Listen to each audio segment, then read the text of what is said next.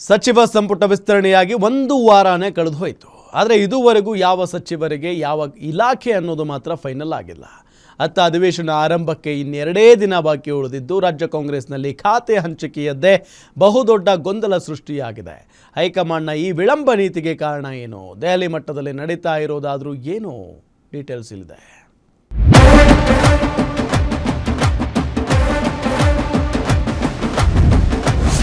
ಸಂಪುಟ ವಿಸ್ತರಣೆಯಾದರೂ ಖಾತೆ ಹಂಚಿಕೆ ವಿಳಂಬ ಯಾಕೆ? ಯಾವುದೇ ಕ್ಷಣದಲ್ಲಿ ಸಚಿವರಿಗೆ ಖಾತೆ ಹಂಚಿಕೆಯಾಗುತ್ತಾ? ರಾಜ್ಯ ಸಚಿವ ಸಂಪುಟ ವಿಸ್ತರಣೆಯಾಗಿ ಇಂದಿಗೆ ಒಂದು ವಾರ ಕಳೆಯುತ್ತಾ ಬಂದಿದೆ. ಆದರೆ ನೂತನವಾಗಿ ಪ್ರಮಾಣ ವಚನ ಸ್ವೀಕರಿಸಿದ ಆ 19 ಸಚಿವರಿಗೆ ಇದುವರೆಗೂ ಇಲಾಖಾವಾರು ಖಾತೆಗಳ ಹಂಚಿಕೆಯಾಗಿಲ್ಲ. ಖಾತೆಗಳ ಪಟ್ಟಿ ಹಿಡಿದು ಸ್ವತಃ ಸಿಎಂ ಡಿಕೆ ಶಿವಕುಮಾರ್ ಕಳೆದ 2 ದಿನಗಳ ಹಿಂದಷ್ಟೇ ದೆಹಲಿಗೆ ದೌಡಾಯಿಸಿದ್ರು.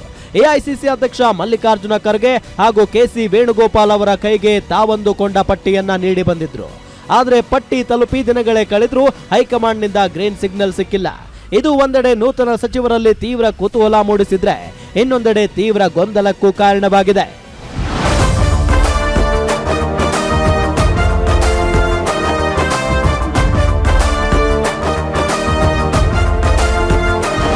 ಅಷ್ಟಕ್ಕೂ ಖಾತೆ ಹಂಚಿಕೆ ಇಷ್ಟೊಂದು ವಿಳಂಬವಾಗ್ತಿರುವುದಕ್ಕೆ ದೆಹಲಿಯ ಹೈಕಮಾಂಡ್ ನಾಯಕರೇ ಕಾರಣ ಎನ್ನಲಾಗ್ತಿದೆ.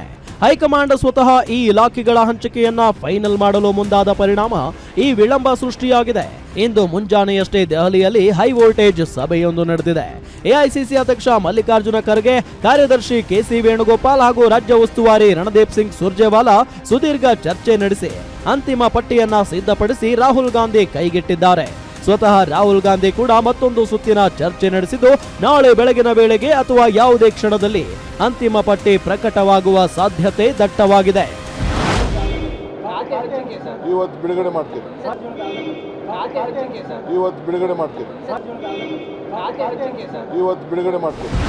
ಸಾಮಾನ್ಯವಾಗಿ ಯಾರೇ ಸಚಿವರಾಗಿ ಪ್ರಮಾಣ ವಚನ ಸ್ವೀಕಾರ ಮಾಡಿದ್ರೆ 2 ರಿಂದ 3 ದಿನಗಳ ಒಳಗಾಗಿ ಖಾತೆ ಹಂಚಿಕೆಯಾಗುವುದು ಜಾರಿಯಲ್ಲಿದ್ದ ಪದ್ಧತಿ. ಆದರೆ ಈ ಬಾರಿ ಕೆಲ ಪ್ರಭಾವಿ ಶಾಸಕರು ನಿರ್ದಿಷ್ಟ ಹೈ ಪ್ರೊಫೈಲ್ ಖಾತೆಗಳಿಗಾಗಿಯೇ ಪಟ್ಟು ಹಿಡಿದು ಕುಳಿತಿರೋದೇ ಈ ವಿಳಂಬಕ್ಕೆ ಅಸಲಿ ಕಾರಣ ಎನ್ನಲಾಗ್ತಿದೆ. ಅಧಿವೇಶನ ಆರಂಭಕ್ಕೆ ಇನ್ನೆರಡೇ ದಿನ ಬಾಕಿ ಇದೆ. ಅಧಿವೇಶನಕ್ಕೂ ಮುನ್ನ ಸಚಿವರಿಗೆ ಇಲಾಖೆ ಸಿಗುತ್ತೋ ಅಥವಾ ಖಾತೆ ರಹಿತ ಸಚಿವರಾಗಿಯೇ ಇವರು ಅಧಿವೇಶನದಲ್ಲಿ ಭಾಗವಹಿಸ್ತಾರೋ ಅನ್ನೋದೇ ಈಗ ಕಾವೇರಿರೋ ಯಕ್ಷ ಪ್ರಶ್ನೆಯಾಗಿದೆ. ವೀರೇಶ್ ದಾನಿ, political bureau, guarantee news, Bengaluru.